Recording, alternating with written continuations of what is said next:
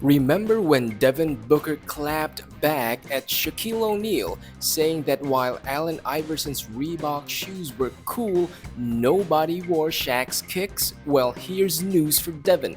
Isaiah Thomas has signed a 10-day contract with the Phoenix Suns. Long before Isaiah signed with Nike, he was actually wearing Reeboks up until 2014, including the Shaqnosis, Shaquille O'Neal's fifth signature shoe. So let's talk. Welcome back, this is Fresh Pair. Smash the thumbs up button, share this video to your friends, follow me on Instagram. If you're new here, subscribe to my channel for updates. That said, let's dive in. Isaiah Thomas was selected as the 60th overall or final pick by the Sacramento Kings during the 2011 NBA Draft. From 2011 until 2014, the 5'9" guard would play for the Kings before bouncing from one team to the next. 2016 to 2017 was his best season when he led the Boston Celtics to the first seed of the Eastern Conference. He averaged 28.9 points and 5.9 assists in 33.8 minutes across 76 regular season games. He would finish 5th in MVP voting. Isaiah's last NBA game was back in April 2022 where he played for the Charlotte Hornets. 2 years later, he would play for the G League's Salt Lake City Stars. On March 16, 2024, the 35-year-old Isaiah got another shot at playing in the NBA after signing a 10-day contract with the Phoenix Suns, making him teammates with Devin Booker at least for a couple of games. In 2011, Reebok signed Isaiah Thomas. However, Isaiah's ties with Reebok goes earlier.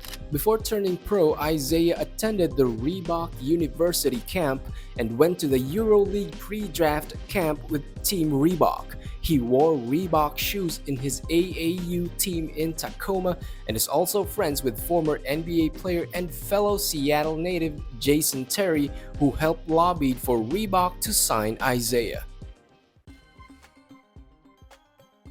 Some of the notable Reebok shoes that Isaiah wore include the Kamikaze 1, a shoe designed by Riccardo Vestuti and first worn by Shawn Kemp from the defunct Seattle Supersonics back in 1995 during the team's glory days. The Kamikaze 2, originally released in 1996 and the sequel to Shawn Kemp's first Kamikaze, was also part of Isaiah's lineup of Reebok kicks. He even wore a low-top version of the shoe. Much later in 2022, the shoe was renamed as the Hurikaze, which is Reebok's decision to acknowledge the negative historical connotation behind the original Kamikaze name. Another iconic Reebok shoe that Isaiah wore is the Answer 4, which is technically AI's fifth signature shoe released in 2000. The shoe is iconic as AI wore them during the 76ers final series against Kobe and Shaq. This was also the shoe that AI wore when he dropped and stepped over then NBA player Ty Lue.